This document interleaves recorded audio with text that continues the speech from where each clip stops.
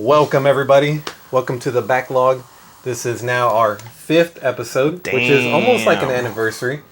I didn't think we'd get this far, and we've just kind of held together and pushed through. Damn. So you didn't think we'd get at least 5 videos? I was like... Maybe looking back, I would say like a year ago, didn't even think about doing anything like this. I know we were pushing, or I was pushing pushing off the idea of even making videos. Like, you were for it or against it? Not mentally for it, because the camera, such an evil thing. Yeah. Just the mirror. I think that's what it is for me. The camera. I'm not ready for the truth. Well, I think at this point we've kind of gotten used to it. Yeah, I'm more used to it now. When you first see yourself, it's fucking shocking. Oh, the first. Like, oh, you're fat. Oh, I don't like the way I sound. I talk like that. I stutter. I pause. Whatever. Yeah. And then after a while, you just like, fuck it. I think the hopes is it's like, all right, I'm fat now. Hopefully I'm not fat a year later, or it just gets worse. Nah, I have seen podcasters, typically they get skinnier. You're in front of the camera, you see yourself. Self-realization. People are seeing you and they're like, hey, what is that? Judging. Hey, you fat fuck. Yeah. All you do is play video games. But you also kind of build a sense of security too. Like yeah, hey, you know what, I'm not in shape, but I got this, and that. And that's sometimes just enough. Yeah, I think... We get caught up in the chase sometimes. And you're unfortunately like in the chase. Deep inside the matrix of just working not even a 9 to 5. I wish I even had that 5 to 5, what it feels like. Ouch. I know. I was like 12 hours of my life. But one day. Hey, so you were off Monday and Tuesday. Dude, it feels like I have a life again. And I totally forgot. I would have hit you up. I would have probably bothered you more. I was like, he's at work. I think I had more of an opportunity Monday. I got lazy, and I was like, fuck it, couch potato. Let's play some fucking Final Fantasy 7. Yeah. A game that requires so much time. Did you put any time into that? Yeah. Really? Surprisingly. And it's like, last game that we got a good run on it. I know you weren't feeling it, but I was like, oh man, I'm starting to get the mechanics down. It took me playing the intro 3 times to finally understand what the what the mechanics were.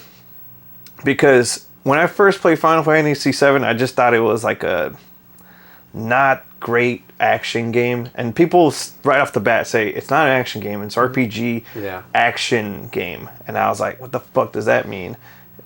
You know how we get caught up with what is an RPG? Everything's an RPG. Yeah. But traditional RPG. Definitely more on the traditional RPG. Yes, definitely. The PlayStation 1 version. That's the one you're talking about, right? Both. You played both? Well, yeah. Well, I'm talking. Yeah. I'm talking about Final Fantasy 7 remake on PlayStation 4/5. Yeah. That one, it took me a while to get into because I didn't know what the mechanics were. I don't understand them. I played part 1. I got like pretty far. I would say like maybe a third of the first disc, maybe half. I don't know where I'm at exactly. But now understanding where that game came from and what mechanics carried over, now I'm like, oh, okay, I get it. It's almost the same game, but I'm doing more fucking slashing. Yeah. More movement, more placement. You're in it, like you're actually contributing to the fight. You're not just selecting what you want. You have to, which is rough. I like that more. Yeah. I feel like that appeals more to me, and it keeps me awake. The first one puts you to sleep. I don't know if we had a long day, but the intro was all fine. I think it was because I played remake longer than I played the traditional PS1 version. We caught up to the remake. Yeah, and more. So I was kind of comparing the two, and I was like, oh, okay, like this is kind of where it gets it from. I could see the upscaling, the upgrade on the PS4 version, which it does work. But now that I'm playing it, I'm seeing a lot of PS4 graphics or holdbacks. Yeah. Like, I thought that game looked great, amazing. And then now looking at it with PS5 eyes, I'm like, oh, the texture on that wood looks a little flat, or the reflections don't look like next gen. When you get jaded like that. Yeah, because I was like, no, this was a great looking game. It still is. I thought it was phenomenal. What sucks is it now has a direct direct comparison, because the PS5 is nothing but an upgrade. I still haven't seen it with my own eyes, but I can kind of envision like, oh, this could look better. This could look better. So superficial, because it's not even the gameplay. What? I thought we did see the upscale, the upgrade on the PS5. But you can still do more. Oh, okay. Well, what is it? Part 7 is coming out in 3 parts, right? Yeah, we're at part 2 right now. Okay, but we've only played remake. And the other one is something. I want to say remastered, but that's not it. No, it's something else. Redo. Anyways, cut in. Anyways, moving on. So, you expect more from the PS5 version? Yeah, and I'm looking forward to it. The new one should be. Isn't the new one already out? It's already out, but not the third one. No. Okay. Man, I'm still stuck on that fucking name. What's putting me off right now from the whole series is that I haven't fucking beat the first one. The first game. I haven't even got to the second disc of the PlayStation 1 game. Oh, yeah. And the way I'm seeing it is they made 3 games out of 3 discs. And that's what I'm hoping they did. But they changed some stuff up and they stretched it out, and I kind of like it and I kind of don't. Rebirth, motherfucker. So stupid. But yeah, I feel mixed because they're stretching out the game and I'm like, oh, more content, but I'm like, oh, I want to get to the original content. Like how the story is supposed to go. And I'm not gonna lie, I like that stretch in the way that they did it. Now, it's fucking long. If you haven't played this game, I almost didn't understand how long it was until I played the original. So we played the remake. You played it. I was watching you, and I watched you the second time, and it took about an hour to an hour and a half just to get through the intro. Yes, that is the intro. Now you know what the intro is. Yeah, and so then we played on the PlayStation 1 version, and I'm like, that's it? 15 minutes? You're in. That's it. You took this and you stretched it out that long? And at the time, I was I didn't even know any better. This is remake is all I know. Yes. I was like, and what sucks is I played the remake first before I played the PlayStation 1, and I was like, my first impression is like, man, this is fucking long. This is probably too long for me. Yeah. And then I played the PlayStation 1, I'm like, oh, I'm just... You're going... beat after beat after beat. But I think it is a lot drier. Yes, it can be. Remake, you're mesmerized, the story's being retold, the characters are redone, it's polished, and it's not like the way they polished it the first time. Like, this was... What was that one? Did that one have a name for it? Which one? Remake? It's called Remake. No. The one they put on the Switch. Oh, no. It's just like a port. Final Fantasy 7 for the Switch. But it's actually a PC port that got ported to the Switch. .emu or the ones who... Yeah. They did that. And I guess at the time they were trying to keep up with 3D aesthetics. But they kept the background PlayStation 1 original. And then they made the characters new 3D. Smoothed out 3D. It just didn't look right. It didn't. And then looking back on it, I think once I played that, I preferred the original. And I was like, okay, scan lines, fucking, the art matches the aesthetic. I was fully invested to PlayStation 1 and also the difficulty for PlayStation 1 too. It is hard. It's fucking hard. Some things that I didn't even know that you showed me, like the adjusting the characters so that their positioning in the fight. Yeah, that's kind of... I was like, what? When did it tell you that? It doesn't. It tells you later in the game. No, right? It doesn't. Maybe it does. You talk to an NPC. We got to a part where it was telling you, after you go through this intro, it finally tells you, how to use your magic and all that shit. And I'm like, oh, well, that would have been fucking nice from the beginning. Yeah, you just threw me in it. Had me figure. I already know. I think because it was, I don't even know if the first one does it, because you're at the 7th one. They're like, okay, you should at least know what to do somewhat. I'm like, no, not at all. This is my first RPG. Yeah. Attack. What the fuck is this meter? What was nice is adjusting the speed of that fucking the ATB system, the waiting for your turn. Oh, yeah. Once I cranked it to max speed, I was like, oh, okay, here's the fun, because this has... I thought it was fun regular speed. I was like, what are you talking about? No, I was too slow. I'm trying to learn this. When I'm seeing the character just wait for his next turn, I'm like, God, this is everything I hate about an RPG, of waiting. I see what you're saying. I can strategize. I know what the move is. So I played Chrono Trigger on the Super Nintendo. I've gotten like 90%. I don't even know, maybe. But I played it on the DS, and one of the things that they took away from it. They have it on DS? Yeah. What the fuck? Good. Okay, cool. We gotta visit that. And one of the things that they took away from it is that you can like walk away during the conversation. So it like speeds it up. Because sometimes when you talk to someone, you're like you gotta go through the whole fucking message, and you can't even like fast forward through it. This just kind of lets you just keep on walking. What? Yeah. Oh, you're talking? Not anymore. But it speeds up the pace, and I was like, oh, I like that they tweaked that little part. Yes, that was a good upgrade. The DS version is a great way to play a lot of these games. That is right. There is a DS version. You never told me there's a Snake Eater on 3DS. There's a Snake Eater on 3DS? There's a Snake Eater on 3DS. I don't even know that. Oh. I didn't know. All I knew was about Peace Walker. They ported it over? I've seen it come up a few times for sale, and I was like, I didn't tell you for a reason. What the fuck is that? Because you always give me like the Acid or like the older games, and I'm like, what is that? You don't know? Noob. Acid was weird. It still is. I haven't played it fully, but I remember I played a demo on the PSP. It's the one with the cards. Yeah. I'm trying to think. What was the other one that they ported over? It came in the Peace Walker. Peace Walker. Yeah, that was fun.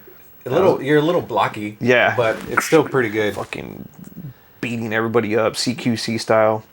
The one I got into, I think because I spent so much time on portable ops, I never gave Peace Walker a chance. Also, I don't think Mom got me Peace Walker. She was like, no, you have one game, this is it.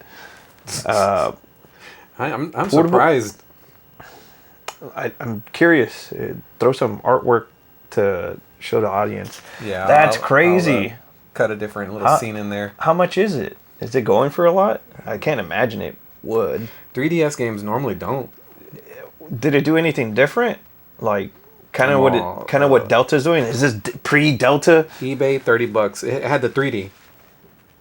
It came out for the 3DS. But like controls and the camera. I don't know. I don't know anything about it. That'd be nice to find out. That's our homework for the next one. 3DS.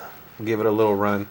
The 3DS games are a little bit harder to dive into. There is no emulation that I know of for 3DS. There is. Maybe there's some, but they're not without the 3DS feature. You got to jailbreak the whole thing. Oh. Not advocating it, no, Nintendo. Never. You should pay for everything. Yes, exactly. Law-abiding citizens here. No emulations behind us. $30, not bad. Oh, this is a Japanese one, I think. Black case. Anyways, so there's a Snake Eater on 3DS. Yeah, totally went off topic, but we were talking about the functionality of the RPGs and the mechanics being significantly improved to make the fight a little bit faster. Get you in it. Get you hooked. What I'm getting is the pacemakers, the pace breakers. Once you eliminate those, the game becomes more fun, in my opinion. That's where I always say, like, if you play an RPG, you have to come in with like a patient mindset, because you're going to have to read a lot of dialogue. And typically some of the great RPGs start off really slow. Mm-hmm. And I think that's intentional. Final Fantasy VII? Yeah, they start off really slow to kind of like teach you, to kind of get you in the story. But who like, as a kid, like, is opening up a game and it's like, oh, I can't wait to read this shit. No. Like, most fighter action player type kids are gonna like, give me the fucking.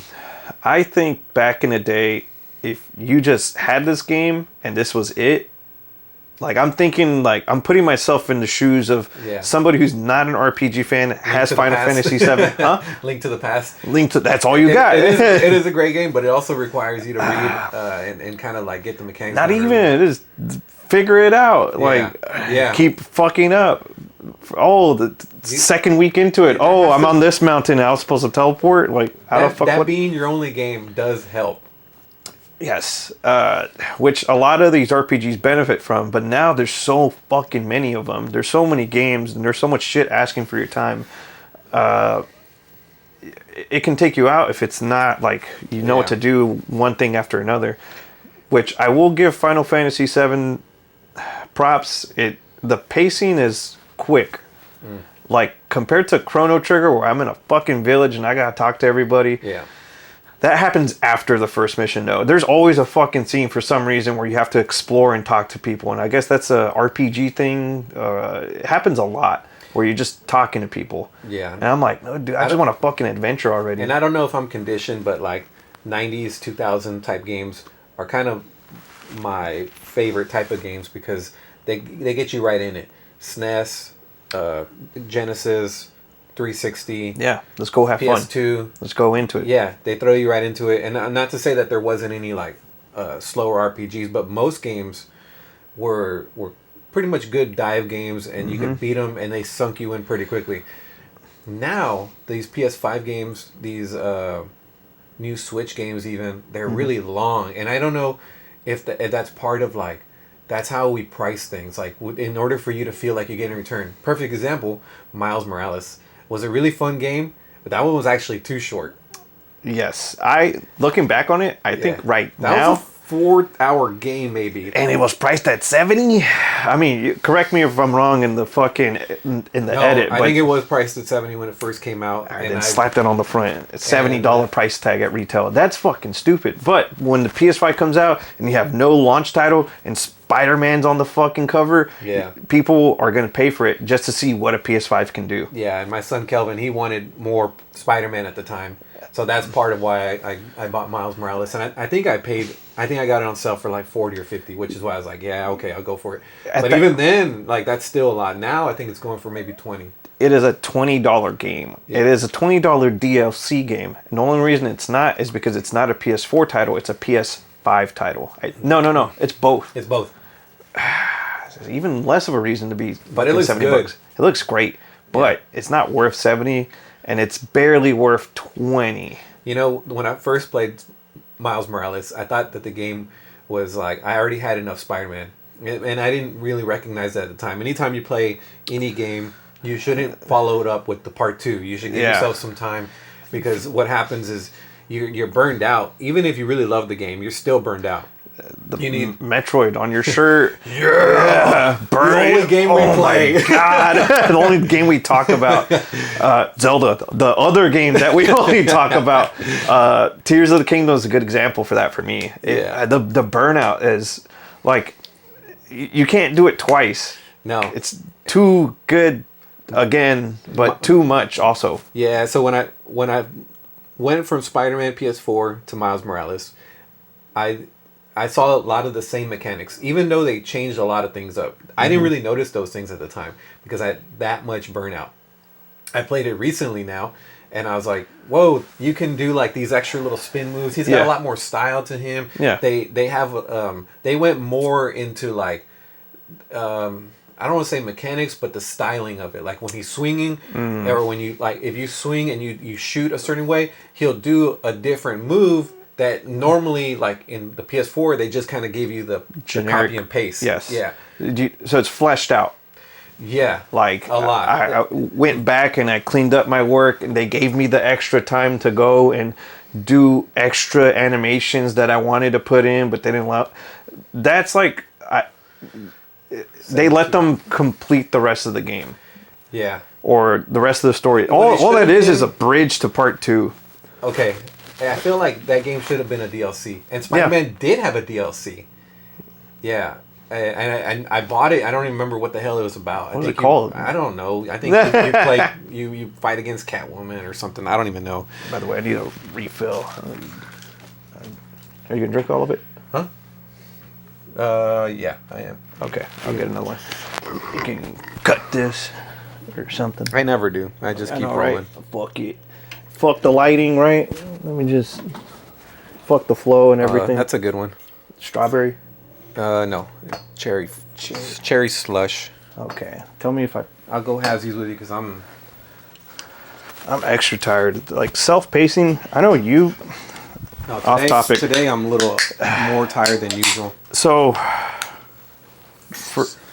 you don't have, for the viewers, you don't have what's called a normal job, a regular 9 to 5. Yeah. Most people envy you because of that. Thanks. But I also feel like it's personal work. No, I'm working way harder than I have before. I used to work on base, government job, and I would go to work and I'd do the bare minimum. So jealous. And I would think like, oh, this is great, right? At first, because there's no like push, right? And you're on the other spectrum, so I understand both sides. Oh, that's good. But I always wanted to I wanted to work more on the cafe, and I wanted to work on more things that like would develop me. Like for instance, like even this. Mm-hmm.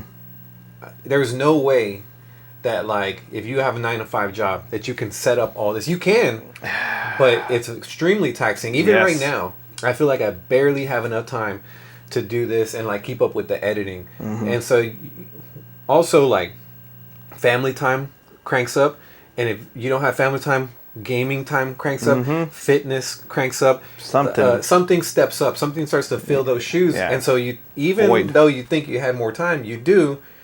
You just fill it up with something else. And I haven't really tried this yet, but I do want to like find my own pace. But it's really hard to do. You have to discipline yourself, I think, early on to do like to go to bed at early time so you can wake up early. And especially for me, I take my daughter to school in the morning, and so that forces me to have to get up. Yeah, that's an automatic chunk. So slot. I can't sleep in too late. So even though I don't have 9 to 5, if I go to bed past midnight and there's a school night tomorrow, I am gonna be in some pain. And not only that, tired, and it's gonna roll over. I can handle the pain in the morning. I'll get up, I'll push through, but it's the rest of my day that's thrown off too. And I'm tired. And then let's say I go to the gym, I'm like this is weak. I just had to waste it. And let me get on the computer and let me do some editing.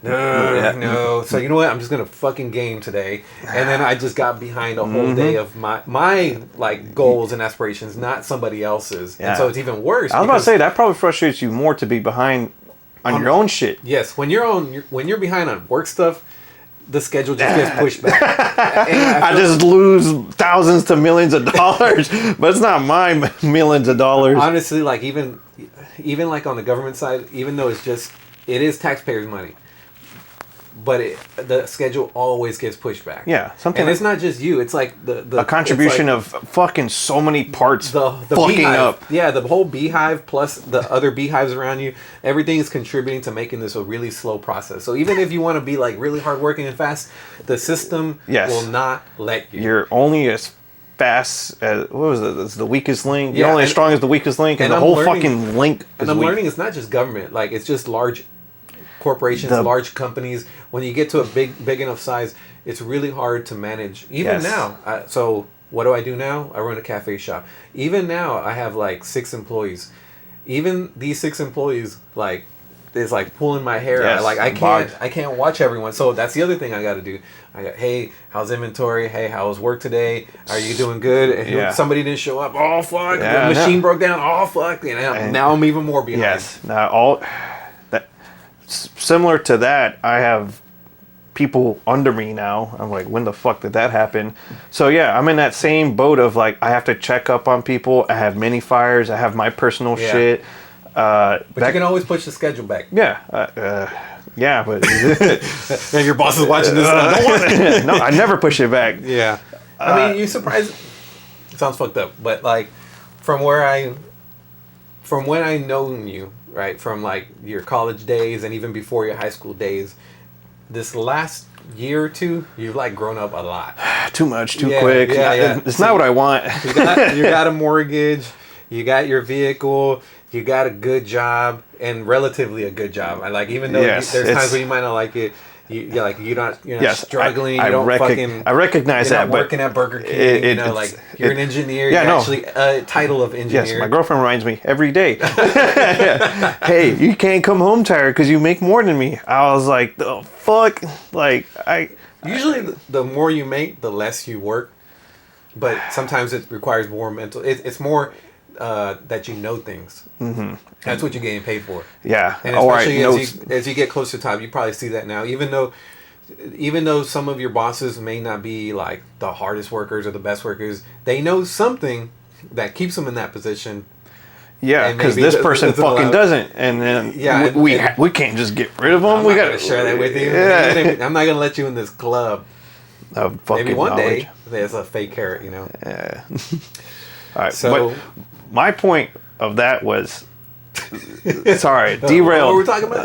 This is the gaming channel? I know. Well, it ties into gaming because it's like, okay, I'm trying to put in time for gaming. Back to when you're back behind on schedule and it frustrates you. Mm-hmm. I had that. The whole curbside thing, my curbside order didn't go through, so I had to grocery shop like a normal person. Anyways, threw me off. Poor ass. I know, exactly. No one loaded up. Wait in line. I was, I had to load up. Sit in your truck while you're on your phone. I couldn't have somebody. I loaded in the groceries. I'm going to give you 4 stars if you don't hurry up. Oh, my God. It's funny where we're at with that, by the way. Just like, don't even have to grocery shop in the traditional sense. It just comes to you if you do it ahead of time. Yeah. But anyways, that didn't happen. I had to do it myself. It threw me off. The resume building, that frustrated me because I was like, I wanted to do that before noon, but I needed to prep. I needed to do all this shit. I was so behind, and I barely had time for gaming. But all that was on my time, my schedule. I decided to take a 30-minute break after I ate. I decided to slow down my progress. I decided to use the dishwasher finally and not even know I'm supposed to turn the thing off. I left that. There's an off button. You have to turn it off? I guess so. I don't know how to use it. No. Okay. It just takes really long. 3 hours? Yeah. 3 hours. And supposedly, the dishwasher wastes less energy and water than if you're No way. That wastes more energy. I know. That pump. I believe that, but apparently a lot of articles and stats show otherwise. There's no way. I guess it cycles the water. Yes, it does. The water gets cycled and it goes through like maybe 3 rinses. One dirty, another clean, and then another rinse. There's a whole video on this. I don't know. I've seen it too. And they made like these little Mythbuster videos. There's no fucking way. And dishwashers apparently were still more efficient. I don't think they're better though. Because like every time I wash dishes through the dishwasher, there's still crud. And I'm like, well, I got to still wash dishes. I have to get it to like an 80%. If you're at 80%, well, I might as well finish the dish. Yeah. And then if I put it in the rack, like, oh, you're not doing anything. I already did all the work for you. Dude. And you can't put like every kind of dish in there. What are you not supposed to put in there? There's a lot of things you can't put in there. Like what? I put like a aluminum tray, my pan. Teflon. Teflon? You cannot. You should not. Okay, it's going to degrade it. There's even some containers that are not dishwasher safe. And it's supposed to say on the bottom, and not always, but like pots and pans, you should not because it's got like a Teflon coating. Oh. It's not Teflon, it's something else. I have stainless in there too. I think stainless is fine. I don't know. So now you're going through that. Oh, now? Okay. Anyways. The troubles of adulting, you got to deal with dishwasher problems now. Time. 5 years ago? When was it? Like before you started like really like having your professional job? Oh, that was nice. That was like peak gaming. Jason's Deli days? Jason's even past that. It only got better for me the deeper I got into school because the easier it got. Oh, okay. The more bullshit courses I had. There were some serious ones, but peak gaming for me, and probably for yourself as well, the COVID days. Sounds fucked up because a lot of people died through this shit. It was a great time for me personally. I was gaming. Everybody. Thanks for splitting this. You gave me like a 10th. Oh, you wanted to split it? Oh, here. No. I'll get another one. Oh, well, now I'm going to game all night. Okay, yeah. Do it. On this point. Edit. Finish your editing the same day. Oh, that'd be fucking hard. Some days I do feel like I should just keep going, and I've told my wife like, hey, one of these days I'm just gonna have the energy to be up all night. And have you ever like got on a routine of something and you're like, if I slow down, I'm never gonna do it. So you got to keep on that path. Yes. But it hasn't been realistic for me yet. And even what's his name, Mr. Beast from YouTube, he says like that's one of the things that he like does. And I'm not saying that is like his guarantee to success, but like I can flow? see, even Einstein had a practice like that where he would just like get passionately like invested into this, and he would sleep like 3 hours, like the actual time that you need. Yes. And then he would catch his REM sleep, get back to it, work another like 6, catch another little bit break, and then just get back to it. I get it, because the drive is pushing you. You don't follow 9 to 5 schedule. You don't follow weekends. You follow your schedule. Holidays. You follow your arithmetic, or what do they call it? Your natural. Your circadian. Yeah. Something, whatever that is. Sleep circadian. Your cycle. You follow your natural cycle, but we're so conditioned. I gotta take my kids to school. I gotta wake up at this time. I gotta do all this stuff. That only makes it harder for anybody to get into gaming. Yes. Imagine like the old days, like where you would just stay up all night.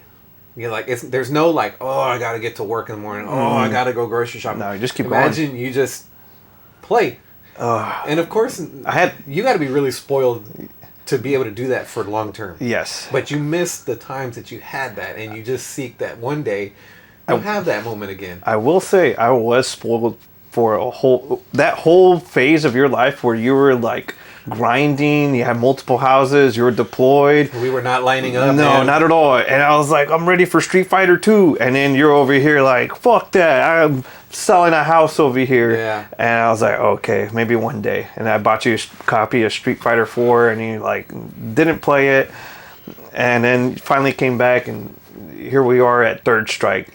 Fucking rewind. Yeah, we've kind of been missing each other. And I'm glad I did it. But it sucks that I missed it. But it just makes this time a little bit more better. Yes. But for 4 years, yeah, you're right. I was grinding. I was like, no, you fucking sleep when you're dead kind of guy. You know, like, David Goggins, pussy. Oh, we had the same. Stay hard. Yeah, you know, stay like, hard. You know, just for me, it was drinking. I was so money conscious, and it worked out like for where I am now. Like it helped me like build stability for later. Yeah, I can coast a little bit.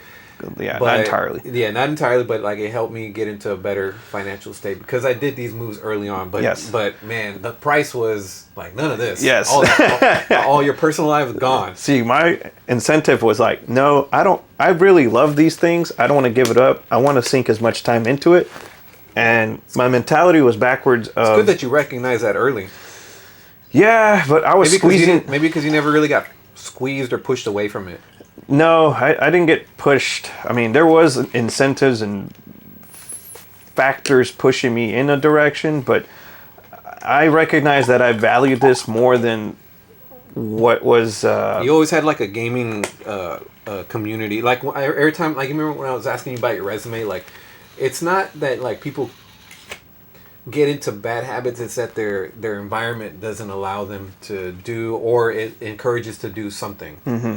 And when you have the right environment, then you can do anything. I think especially for like drug addicts, I don't think anybody is like necessarily a problem.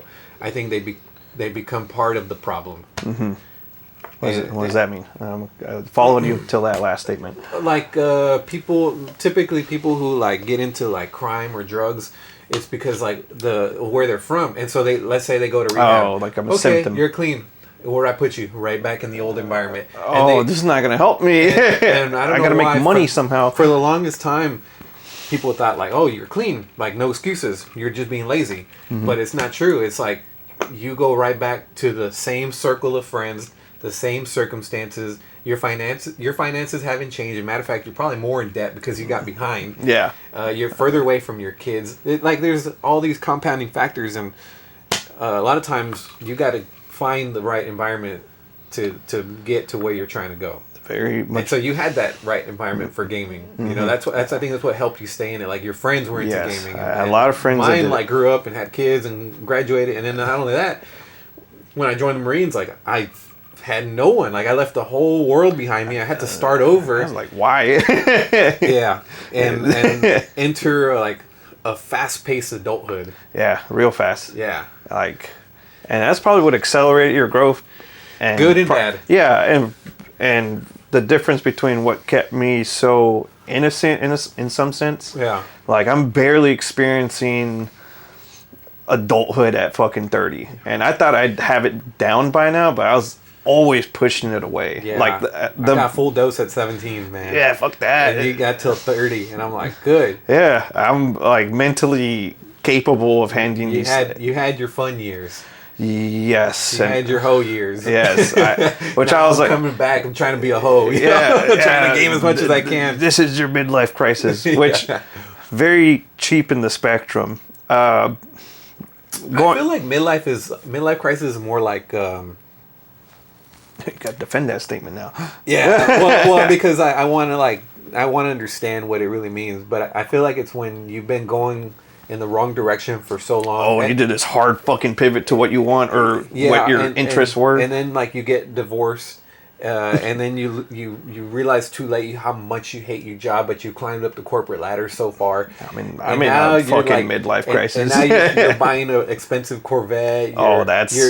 You're completely changing your attire. Oh, I feel like that's midlife crisis. Like you just woke up. Yeah. Like, oh shit. And barely unplugged myself. And you're 40 or 50 years old, and you're like, I'm running out of time. Yeah. And something part of you, maybe even like your back hurts like really bad, or you're limping, or like something like that. Some medical condition happens, somebody dies, and you're like, oh. Medical condition. First thing that sounds dumb. Office ass. So fucking deadly, in my opinion, because it's like, it's a joke. No one takes it serious. Mm-mm. And they still continue to bring their tacos to work. Yeah, and it only gets worse because all product of your environment. Yeah, dude. I mean, I have some good influences there, but it sucks to be the only gamer, the only fitness person, and the only person that cares about diet. Because you're going against the fucking ocean. Like the flow is against you. Yeah, and you can surf your way out there. But wouldn't it be much easier if you were in a stream, in a river? I just want to be a fucking fish, man. You brought it up, the fasting thing. Once you got me into it, and then it helps. It helps. Keeps you from getting completely fat ass. Yeah. It's not the solution. Keeps you normal fat ass. Yes, levels you. Yeah. If you still eat like shit, you're still gonna be like shit. Yeah, you still got to work out. You still got to diet real. Like you still got to intake is still very important. Vegetables. Yeah, not too many carbs. What you put in.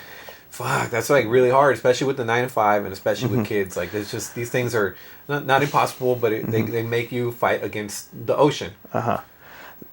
First thing that people contest you is why. What does it do? Why aren't you eating? What does it matter? That is so hard. I wouldn't be able to give up breakfast. I'm like, all right, cool. It's something that I want to do. Yeah. I want to be gay. Yeah. But why? But why? Dick is so hard. Like literally. Like pussy. Yeah. That makes sense. Yeah. So some people like understand. Like this is what you're doing. All right. A level of respect. As long as you're not pushing it towards me or shoving it in my face, people don't really go against it. But then you have a minor crowd, and it is a minor crowd that just questions what you're doing. And I had what I think was a positive effect. People started trying it, and they were like, "Oh, we see what you do." For me, it was like, unfortunately, you're the trendsetter right now, but it's taken you so much push and resistance. But it's like. Now mass media has caught up with it. Now they're seeing it on their phone. Now they're seeing doctors recommend it. Now they're seeing all this stuff. Now you're becoming legitimate. It's like, I was always fucking here. I was doing what I needed to do. For me, it was just like the lunch, so sleepy, productivity all the way down. And once you eat, it crash. Yes, and we're in an environment where as soon as you start losing productivity, they start questioning your ass like, why didn't you do this, and that? Like, because I fucking ate. Yeah, I noticed that even when you have your own personal time, you have to still manage your diet very carefully. Dude, it's even harder. More important, as you said. It's your time. Yeah. If you don't do something today, you wasted your whole day. Yeah.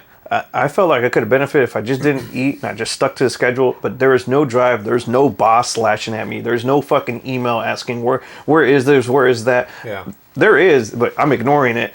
It's on that separate phone, separate laptop. But straight to spam. Yeah. I mean, for these past 2 days, I'm gonna come back to an ocean of emails. But anyways, yeah, nothing driving me, nothing pushing me. It's just me. I have to have the drive. I have to have the push. Yeah. And that's sometimes harder when you don't have the mental preparedness to go into it. I had some of it, and some of it got fucked up. That curbside fucked me up. And I was like, okay, adapt. Just fucking do it. So we don't have a full support, but we have a constant line. Like, I feel like the constant IV drip bag. Like, we have a constant drip of gaming throughout the week. And then we have a heavy dose on Friday. Yeah. And that heavy dose is sometimes a little bit too much, but it's like, it's got to be done. Like, there's no other time. Yeah. And if you don't get it on Friday, you're not going to get it on Saturday and Sunday. And you're going to be, like, pissed off until the next. And you're going to go even harder the next week, and you're going to be even more burned out. Is that what we did this Friday? Was it like a build-up? No, I feel like we had it, but I felt like this past Friday was like a lot of gaming, a lot of booze. Okay, so like normally I don't drink. That was, I think, a big contributing factor. Because we were here, I was like, okay, well, I'm in my safe space. Yeah. I can get at your level, if not more. And so I think that's what kept us up way longer. Dude, because I noticed that even like when I'm sober and we're having our game nights, like, y'all are taking off. Y'all are kind of like, I'm becoming like an anchor, like falling asleep. And y'all are just like, you're slowing me down. Oh, what is all this dead weight? and you're not running on adrenaline, you're running on alcohol. Yeah, you know, and that alcohol burns hard and fast. Yes, there's a dual edge. Sometimes I can burn in the wrong direction. Like that one night where you just saw me crashing out, and y'all can tell I was starting to phase out. Yeah, I saw early signs of you were too fucked up. Yeah. And I was like, is he? Because I haven't seen this before. And then as the night progressed, I was like, oh, he's fucked up. Have you seen me fucked up before? Like, you've seen me fucked up? No? That was the first time I saw you fucked up. Like, throw up, fuck up? I don't think you've seen me fucked up. The ranch? That was more like in pain. Yeah, but I was more in pain the next day. You didn't throw up the night of, but that was my first glimpse, or maybe a second or third glimpse of you like being full drunk, letting it all out, and I was like, oh, cool. Or like no filter, it's all coming out. Yeah, that's what the booze is for.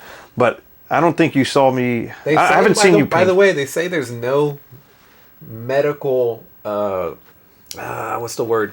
Benefit, contribution. Yeah, there's no medical benefit to alcohol. And I the more I think about that, and these are like, I can only contest so much because I'm not in the lab doing any kind of work. Yeah. But who the fuck are you?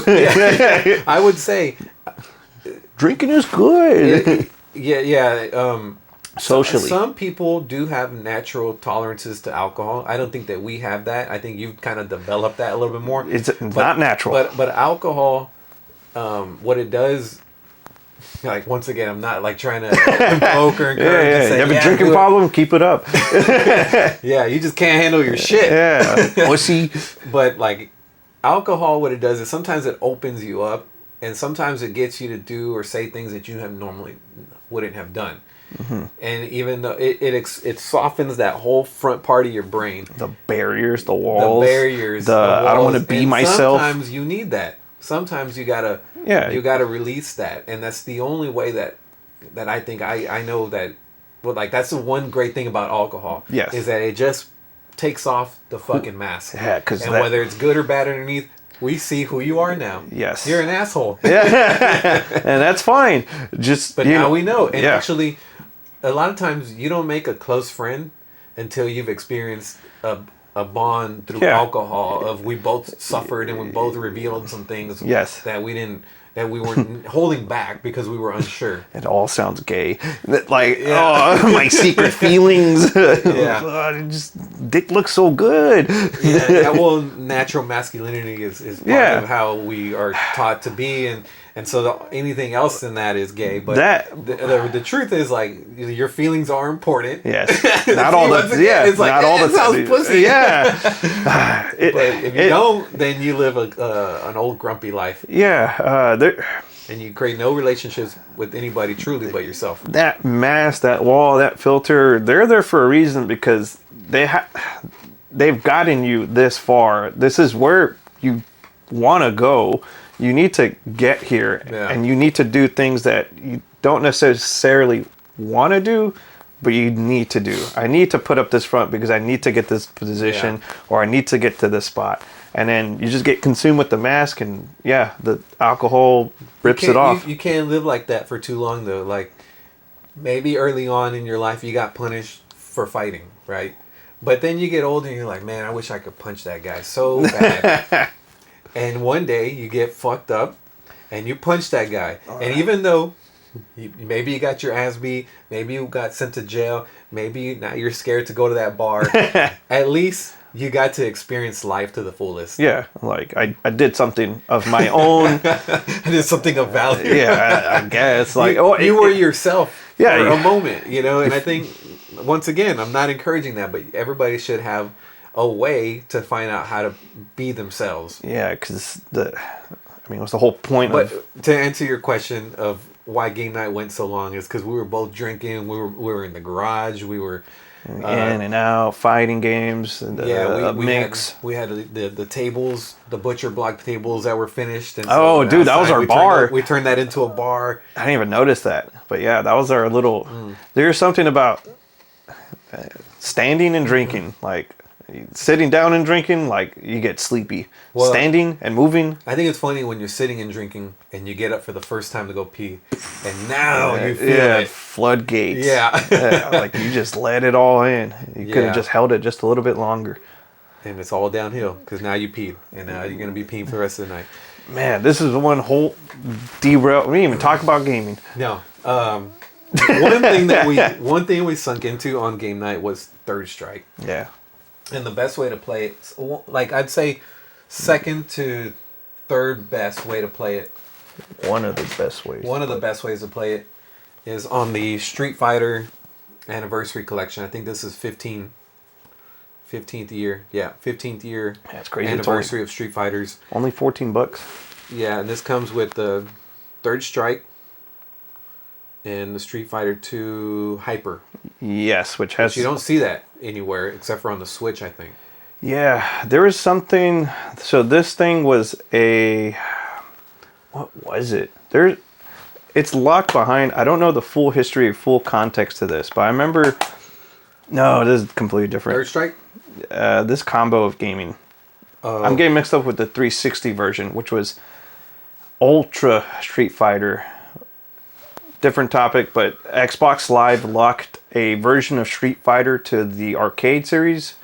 That died, so it got stuck with the platform, and then they re-released it to the one we played on the Switch. I think the best one of the best ones for Third Strike, I think this is number 3, I believe. Mm-hmm. Then I think it was on the Xbox, I don't want to say live, it's like the downloadable version. Yeah. I forget what the network's called. This came out, Third Strike re-released on PS3 and the 360. And that was supposed to be like the best version, and there was a similar version that you can play on PC or online. But if you don't have any of those two options, this is a great way to play. And the reason Third Strike, the reason people don't play Third Strike on Dreamcast, I think because it doesn't technically lack online capability, because Dreamcast can go online, but I think it really sucks. And I think that there's some moves that they didn't port up, so they brought back a lot of different moves, from what I understand. Yeah, and I think it was Street Fighter Hyper as well. Depending on what version of the game is on it, it's a disc, so it's not going to update, and that you're stuck with that version of gaming of the game. And the Dreamcast is kind of like the original, and like people say, like, well, for the arcade mode, that's fine, but if you want to play against other people, you're lacking some of the moves. I think it has something to do with the parries or something like that, which you know how important parrying is on this game. It is. And even then, we still suck at the parrying. Like, I never got it down. So you already know, you're aware that it's not It wasn't supposed to be a Street Fighter game. Or the context behind the game. I don't know the full context, but I know that they forced Ryu, Ken, Chun-Li, and I think even Akuma, maybe. I don't know about Akuma, but they forced Ryu and Ken for sure. They weren't supposed to be part of that, right? Yes, which makes sense to why all the charged characters, why Guile, my guy, is missing. Mm-hmm. And they added fucking... Remy? Yeah, your son, Kelvin. Yeah. Same hairstyle. It looks just like him. Yeah. But telling that, he's like, no, I don't. Just fighting it. Just accept it. This is your character. Mm-hmm. Which makes sense why no charge characters. You have to parry, which means you have to let go of your charge. Is there no... Oh. Charge characters makes less sense. That's why you see a mix of charge and Shoto or quarter sweep moves. Yeah, okay. It doesn't make sense. Alex had a mix, and I was like, what's up with that? Because the parry system. Yeah. Like, if he was just a charge character, he would be at a disadvantage because he can't parry as much as the rest of the cast. Do you have any, have you come across any guidance on the parrying?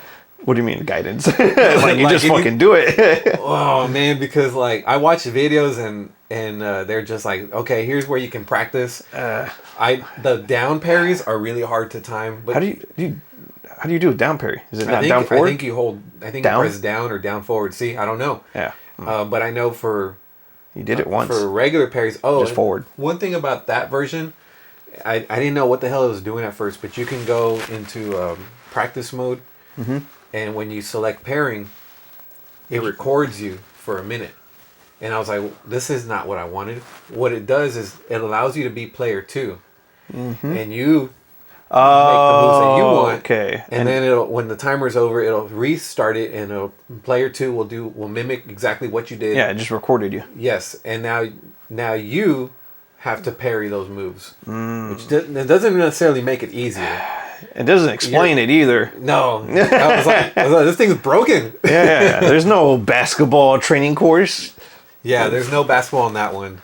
I don't know where the basketball one was. It's a mini game similar to... But it's not in that one. I think it's somewhere else. It's an arcade version. Like, if you played a story through, kind of like how the car mission or the barrels where you have to uppercut. I thought you could select that in one of the games separately. Because when I thought the pairing was that...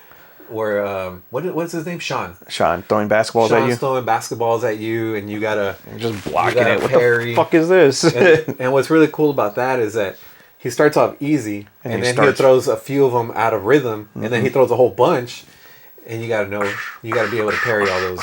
Yeah, that's all I'm like imagining right now. But if you can master parrying, I feel like you can master that game because the moves aren't that hard. Even normal like full circle characters that I'm not used to playing, like Hugo, they're so forgiving. He's a full circle move.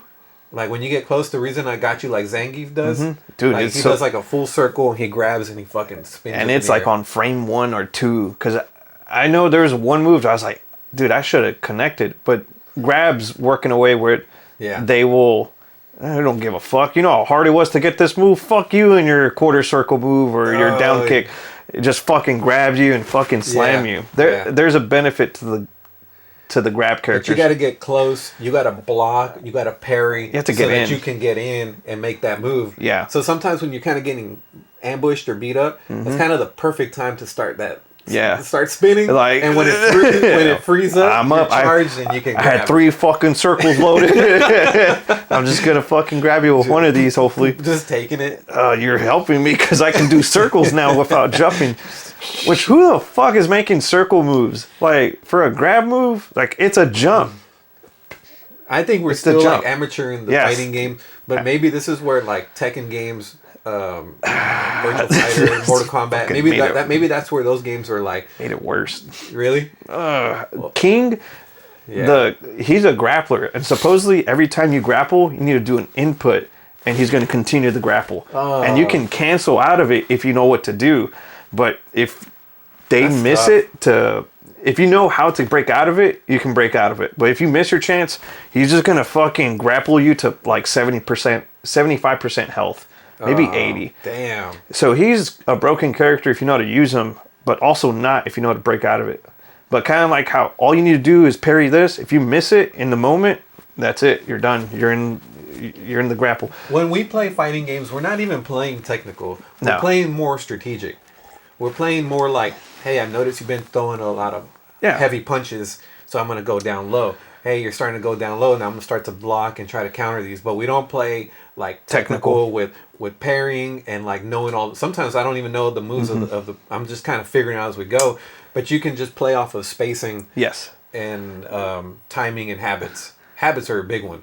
To go back onto the parrying question of like, how do you even get to that? What is the guidance thing?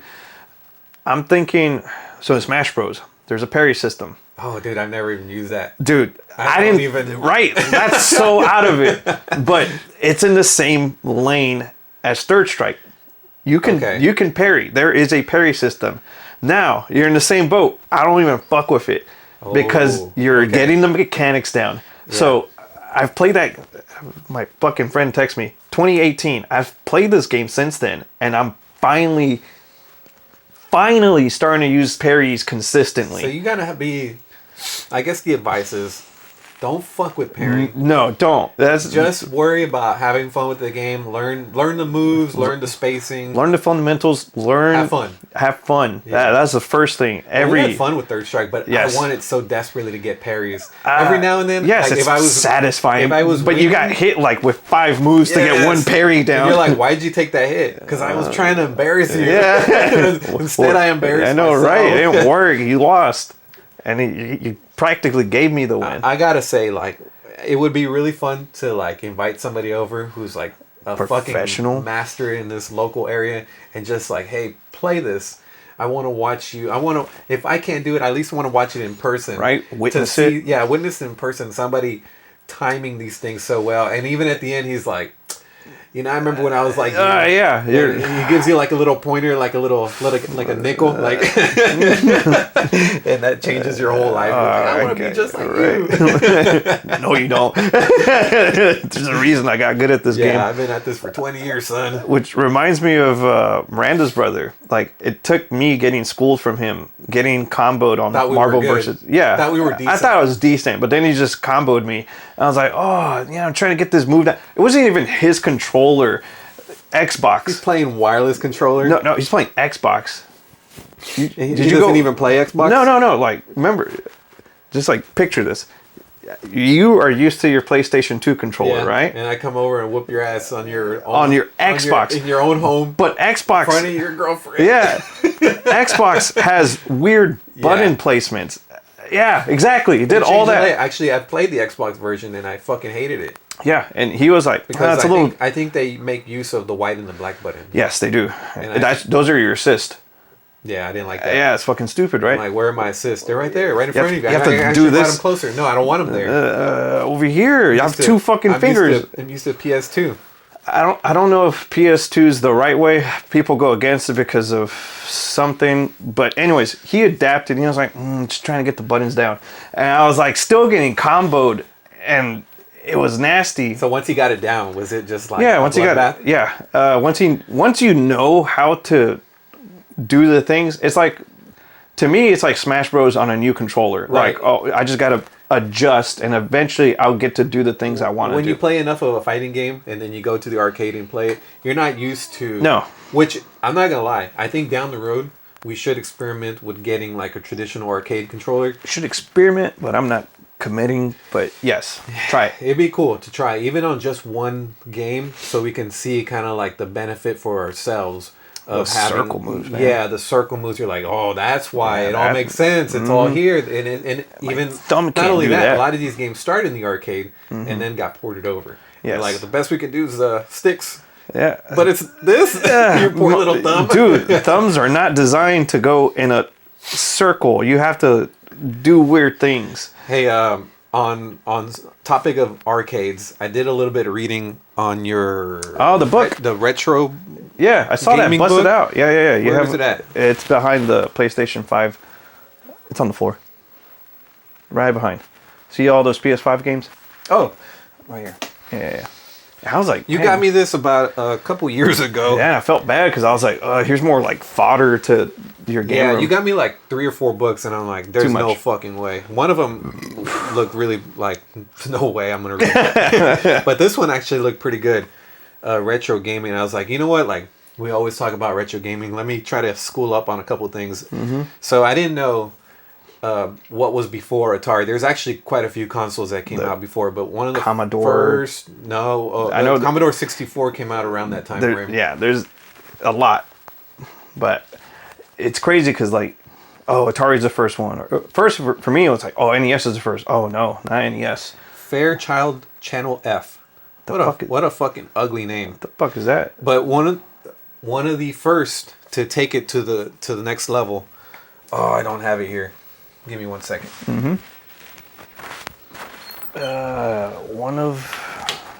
I got him this book, and I didn't think he was gonna read it. He fucking read it. It's like, you get a gift because you think it's cool, and then you think about it, and you're like, there's a lot of pages. I'll cut this scene in later. Yeah, right. I added some stuff. I guess you'll watch it later. Oh, fuck. The Atari. This is the Black Darth. So Dad found this at the flea market. It was really fucking rough. I still haven't got it to work. I think I need to trace the power and find out where the disconnection is and maybe resolder something. But I brought this thing back to life. I mean, it's a little dirty right now. But this Atari was kind of like the first to really get things going. Not so much any of those other consoles. Atari was the first to really take games to like Pac-Man, Mario, Donkey Kong. Yeah, the market. That is really like where things started pushing. But a lot of these were arcades that had gotten ported over. Yes, there's a huge arcade section of history that I'm just missing because a lot of it doesn't make sense to me. Like, an example, Punch-Out. There's an arcade version of it, and it has 2 fucking screens for some reason. Oh, that would be cool to really go back to and watch. So they had a good problem.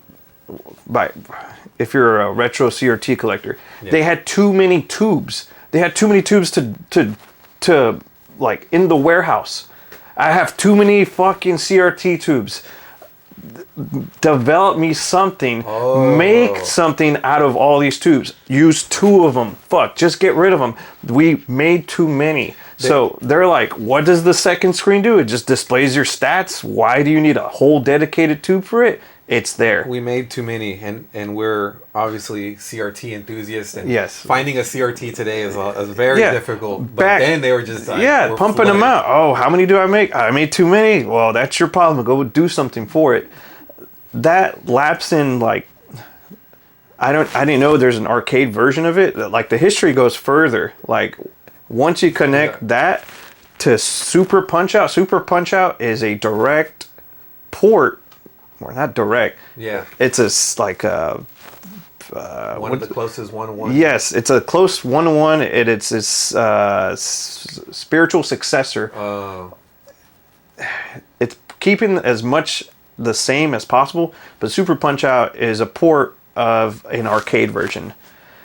NES was trying to be the arcade, but at limitations, and it had to scale back. Nintendo was just a game developer when they first started off, right? Because like Mario and Donkey Kong were Nintendo licensed games that were owned, but they were licensed through Atari. Yeah, they were just developing any type of game, whether it's in the form of cards or it's in the form of. I remember they had a boxing glove thing, like it's the scissor. I forgot what the fucking mechanic is, like a scissor lift, but with like a punching of a boxing glove at the end. No. I don't know. Anyways, they made that thing. They're a completely different business. They're kind of like in the research and development early on. Yeah, like they're just trying anything. Fucking R&D hard. So Pong was like the first game to really set things in motion. Yes. I think the way they described it is Pong actually got its ideas from trying to simulate like a tennis game. So the back and forth. Yeah. And it was a natural movement. It didn't require a lot of lessons to learn. Yeah. And Just keep it going.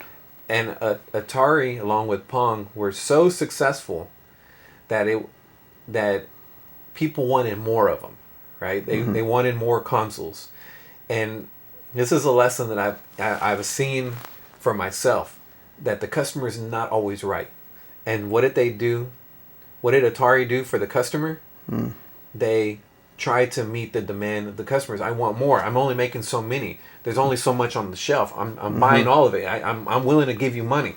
So what is Atari's response? They make a shitload of them.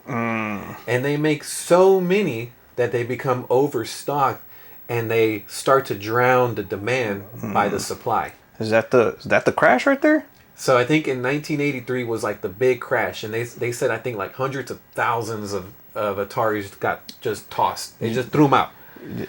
You've seen the ET dump?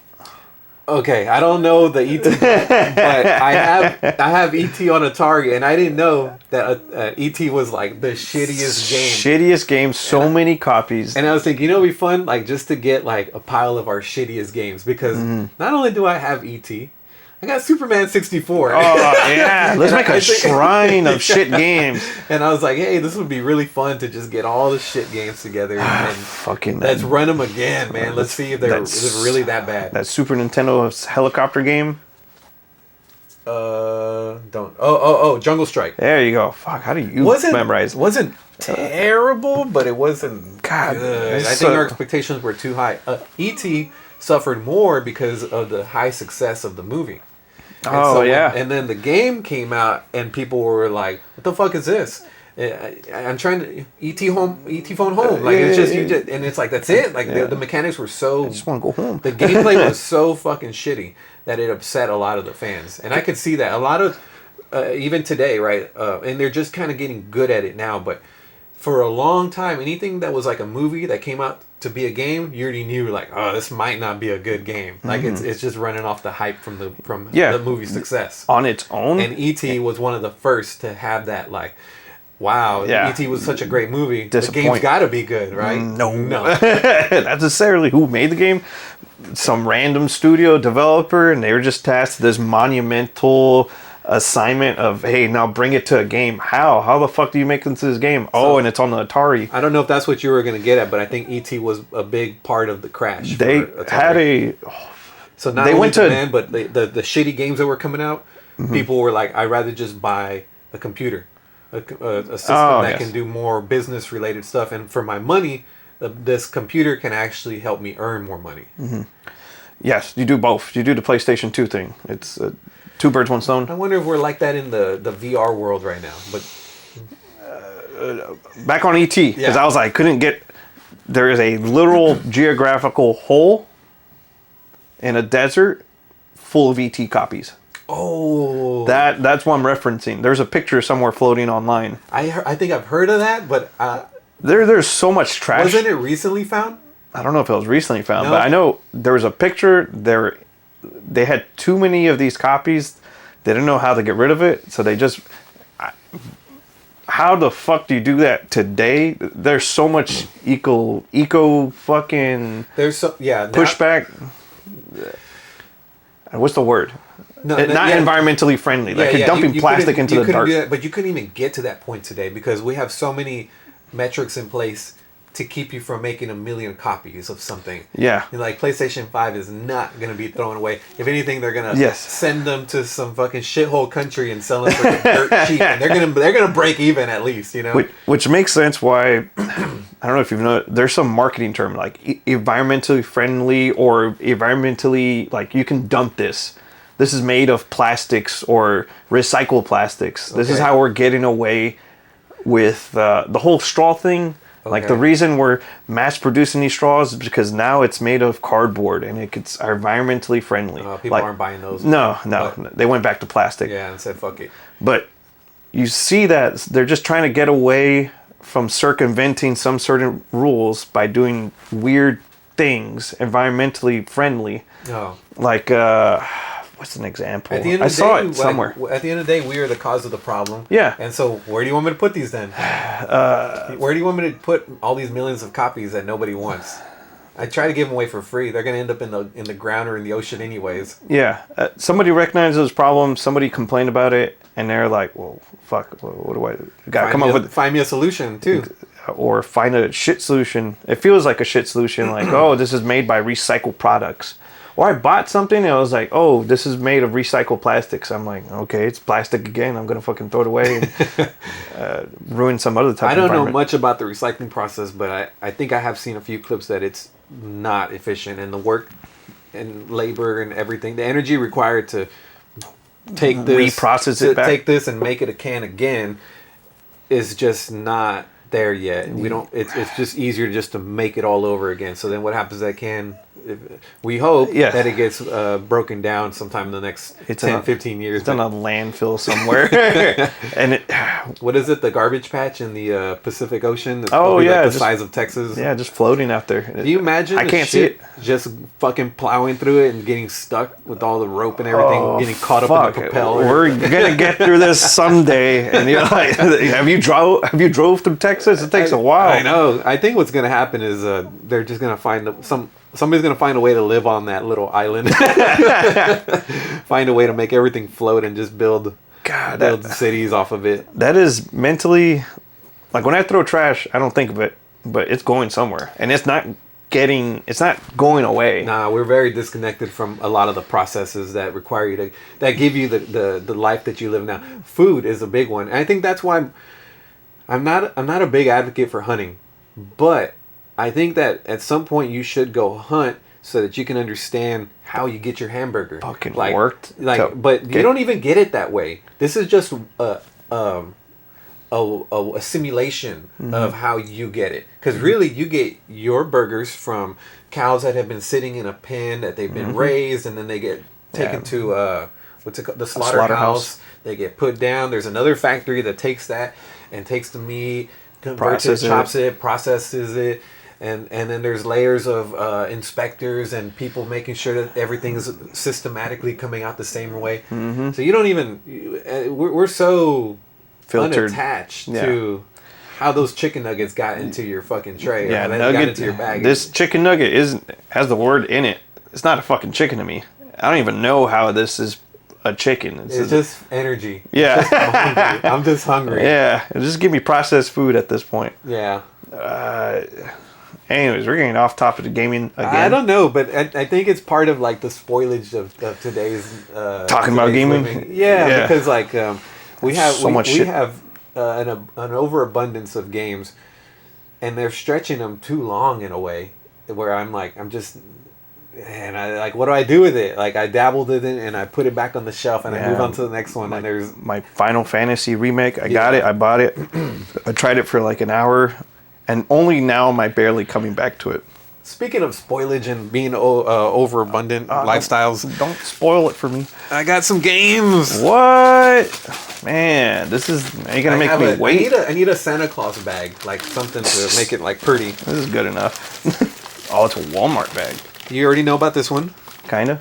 Bam! I didn't know it was a disc version. This went on sale for $30 digitally. $20 at Walmart, and I got free delivery. That's nice. Nothing in it. Nope, nothing in it. It's a fucking inconvenience to you. Okay, not too long ago, I was talking about PS5 and going digital only. The reason I've gone physical lately is because the prices are cheap, right? They're cheaper. And I was like, man... $30 online digital, or I get the physical copy at least. Like, for that situation, I'm gonna side physical. Okay. I have a.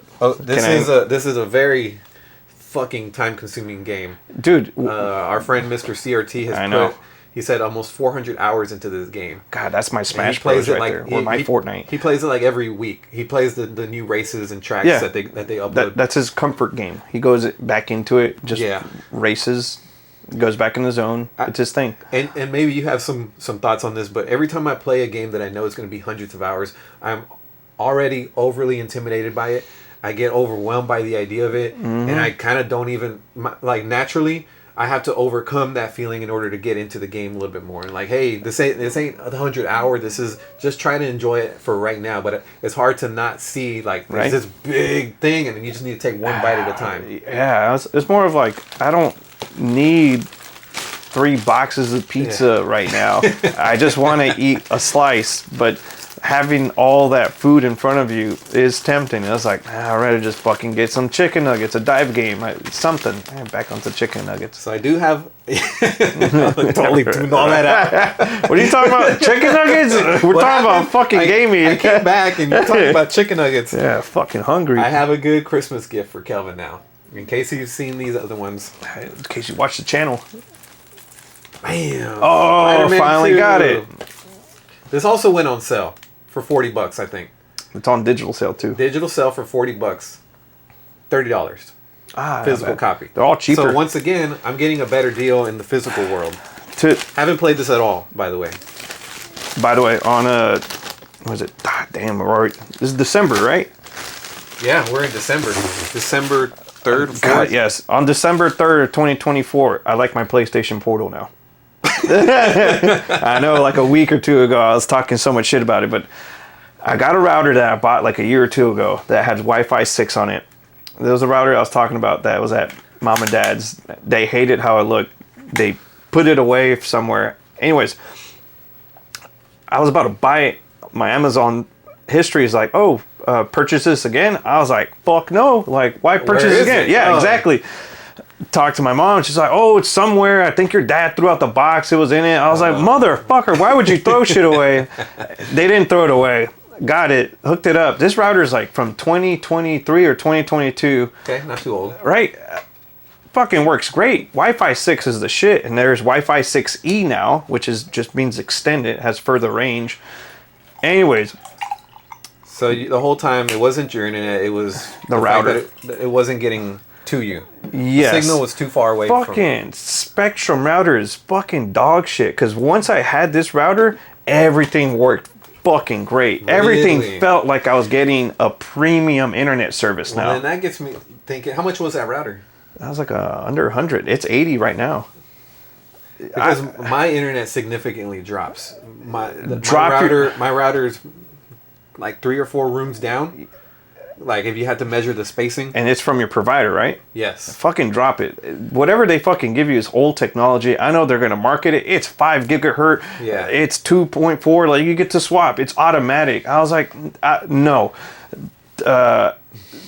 Just like anything that comes with a service, they're giving you the most financially bang for buck value for them. They measured it somewhere in a lab. Yeah, this is good enough. They got the readings that they want to tell you, but not in your household. Not my demographic. Oh, you got walls? That doesn't. You know what? You know what your demographic does, and they're gonna do it either way. Every time we do, you're gonna buy your own fucking your own hardware, and we're over here investing with the top shit, and most of the consumers don't give a fuck. Okay, so Portal, if you're gonna get one, make sure that you have a good router. Yes, unless your internet provider's on their shit. Fuck their router. Get your own. Okay, part 2. Have to take a little break. Dookie. In pain for a second. Dude, you were like tuning me out. You're like, gotta take a shit. There's a break coming up anytime soon. No. I'm not stopping this fucking train. Oh, energy drink.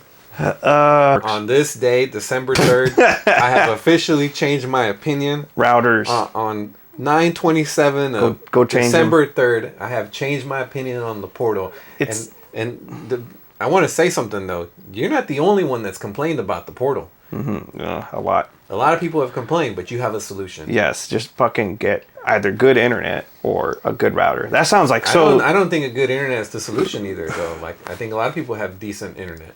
It's the router. It's the router. Missing link.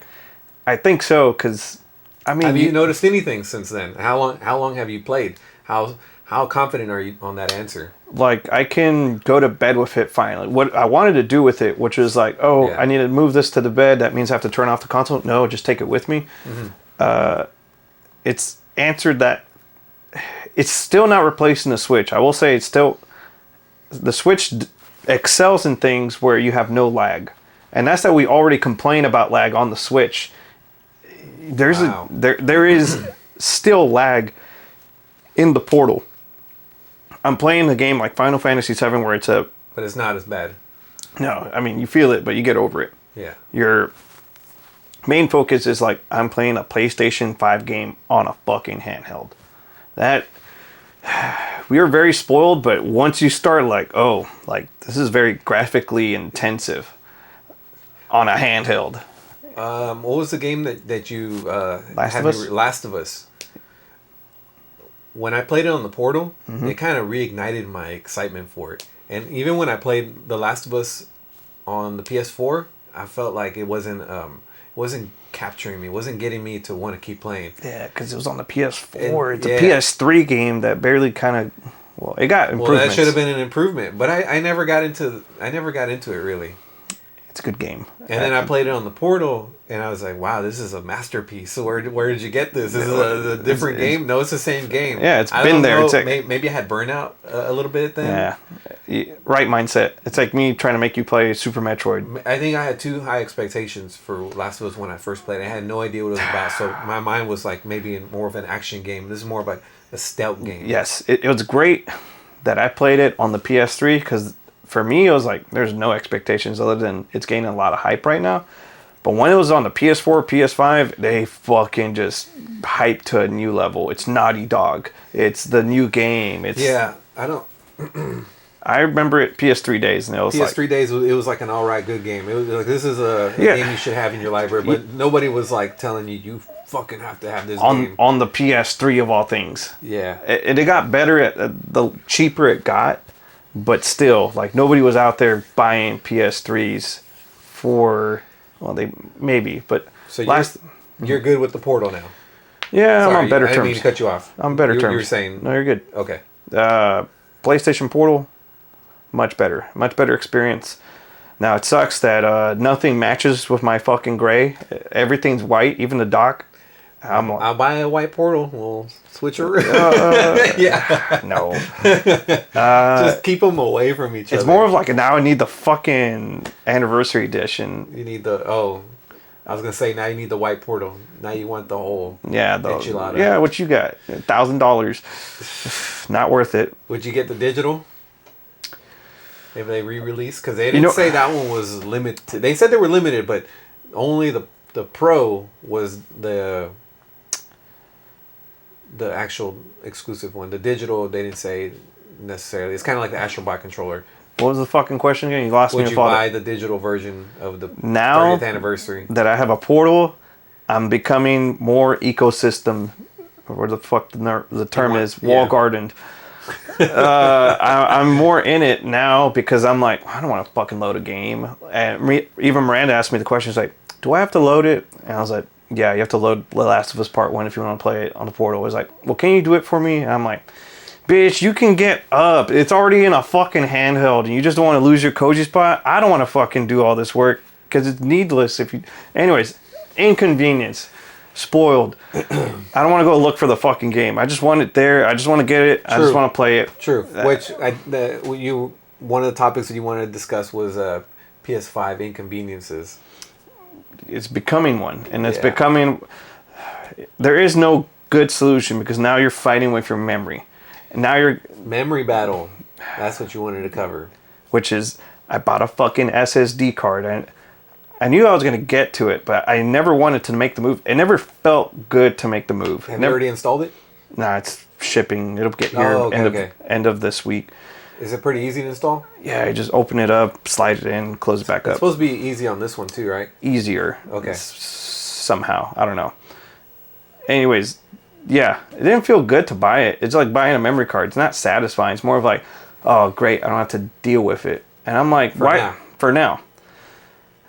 I just hate that we're at this point where like you install 2 games and you're like, oh, I'm halfway through my memory. That's exactly what happened with me. And I didn't understand the battle until I downloaded Gran Turismo.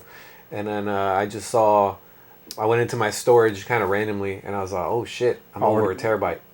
It happens quick. I have about 40%, 45% left over. You're only a week in. And I'm only a week in. And it's like, oh, this is supposed to cover me for the lifespan of the fucking game? No. And I threw it out there because it seems like a good option for me. But even Mr. CRT said, I don't know, I'd rather just buy the terabyte and just add it to the PS5. What is the option? The option is, and it says it on the PlayStation when you go down. I think when it discusses memory, you can buy an external hard drive, an external SSD, I guess, and you can, just like the PS4. It'll be not an SSD. But, it works differently. Okay, well, an external memory. Yes. You can buy an external memory, and you can transfer your games, and I don't know if it transfers your file as well, which is what I would hope. If my understanding, again, because haven't done enough research, my understanding is you can have the game loaded onto your hard drive, but you still need to install it. Sure. But to me, it solves the games that you haven't played in a while, but you don't want to delete them. So at least you can shift everything over, and yeah, you're gonna have to redownload it. But it might be one of those games where you don't play for a long time, and at least it kind of saves it for you. Not a solution. Not a great solution, but a solution that, like, for 5 terabytes, $100. You can Bank for buck? No. Here's the thing.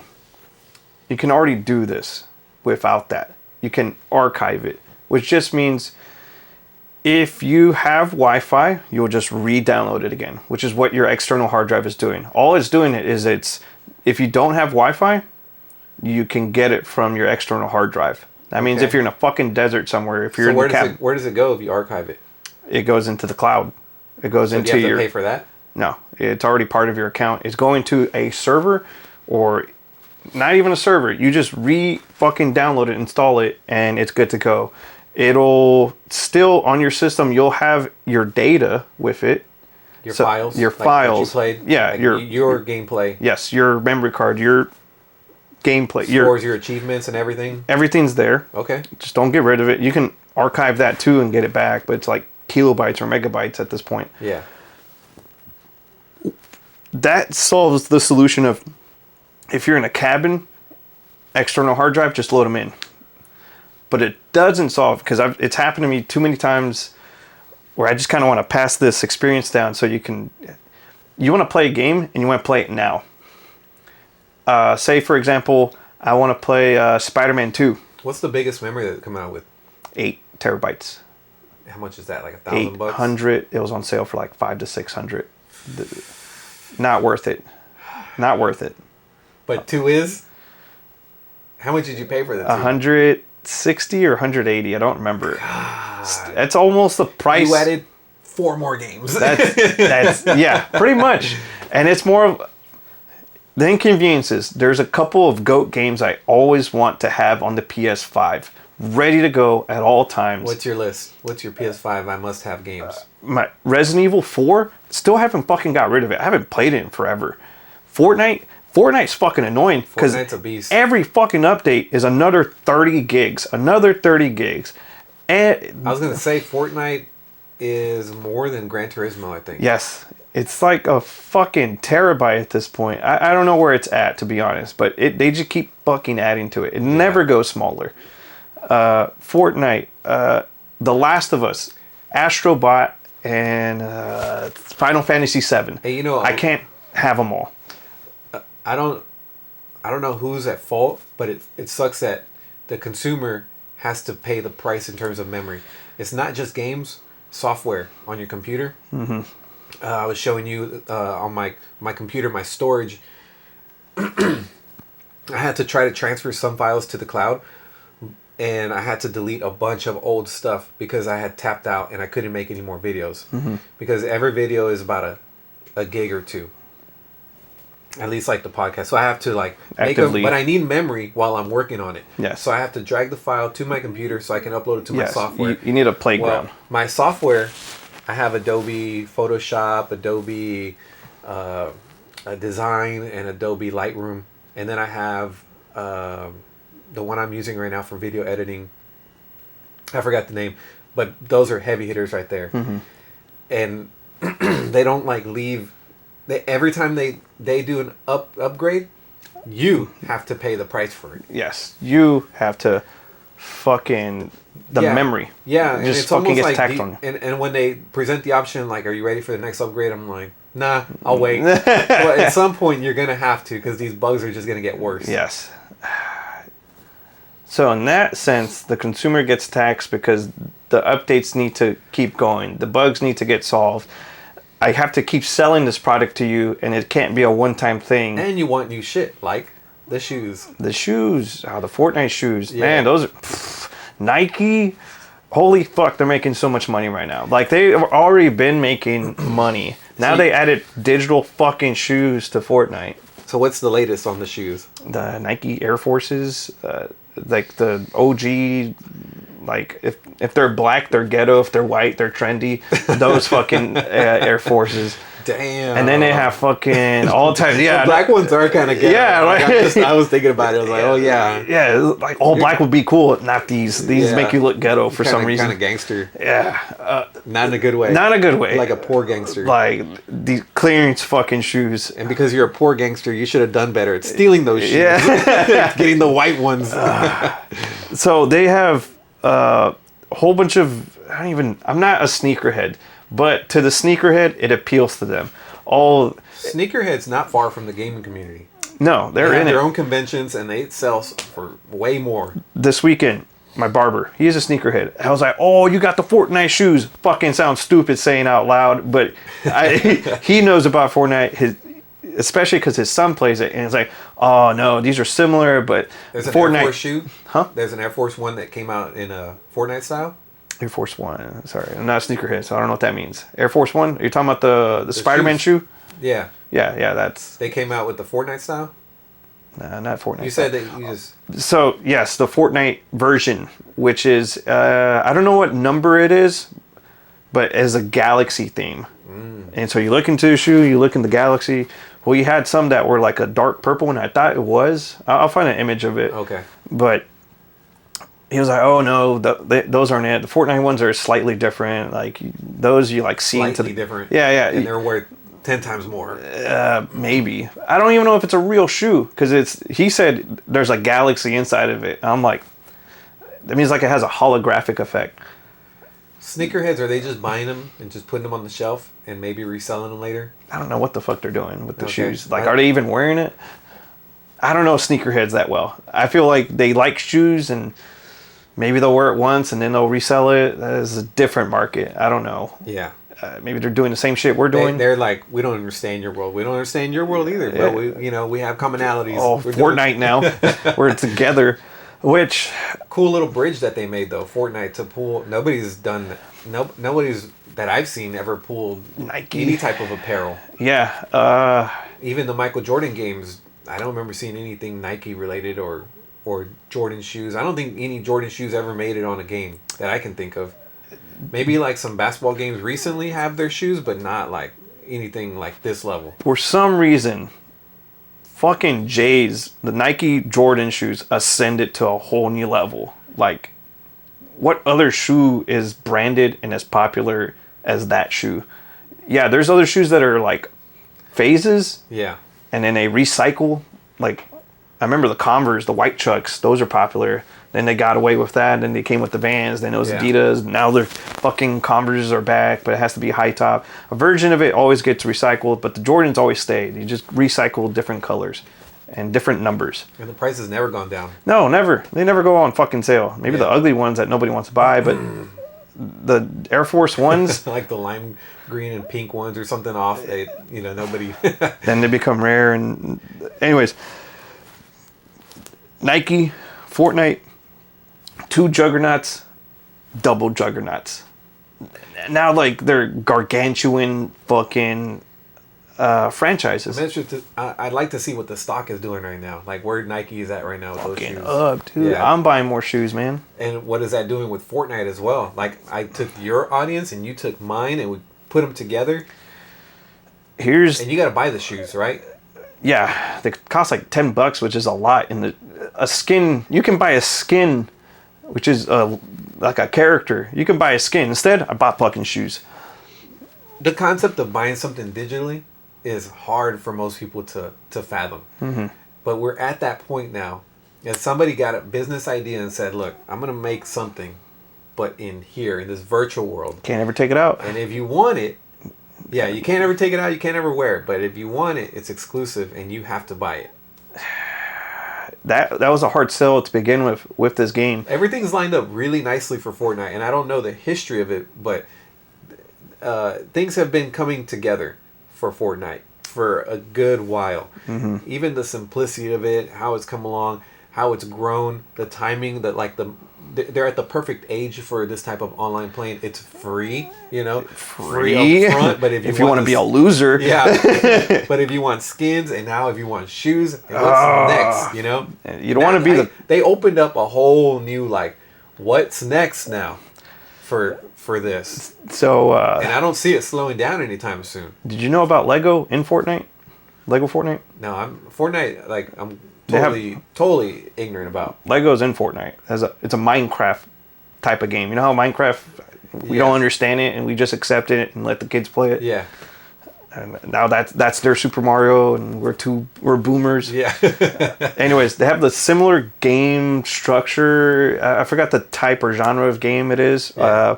But they have a Minecraft Lego version of it in Fortnite. Okay. So Legos, the franchise, even more, another juggernaut. Yeah.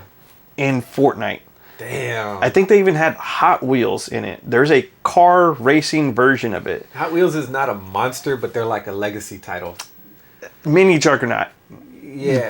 Oh no, I'm going off. Guitar Hero is in Fortnite, or at least the developers. Well, I do remember hearing the Metallica. Yes, they had. But I don't know if that was Metallica or if that was Guitar Hero. Both. It was in Fortnite and in traditional Fortnite and in the music festival pass. See, but when you become a fucking mega franchise, you need to make more money every year. And that's what else do you want me to do to bring to the table? And I feel like Nike is the next level. They're a big level. Who would have even thought? But you got so big. I'm still at the level who would have thought you could sold skins? Who would have thought that you would have got Marvel totally skins? Marvel. How do you go past Marvel? How do you go past fucking Avengers? I'm trying to think what's the next trendy thing that maybe people. They still don't have Nintendo in it. They don't? No. They were considering Samus because they had a season where it's nothing but bounty hunters. Anything Nintendo? No. They had some. No. I went through. I saw the loading. Yeah. I went through every emote skin. There's call outs to it. There's a oh, you're a video game character jumping. Obviously call out to Mario doing the little boing boing. But no Nintendo franchise has ever been licensed to Fortnite.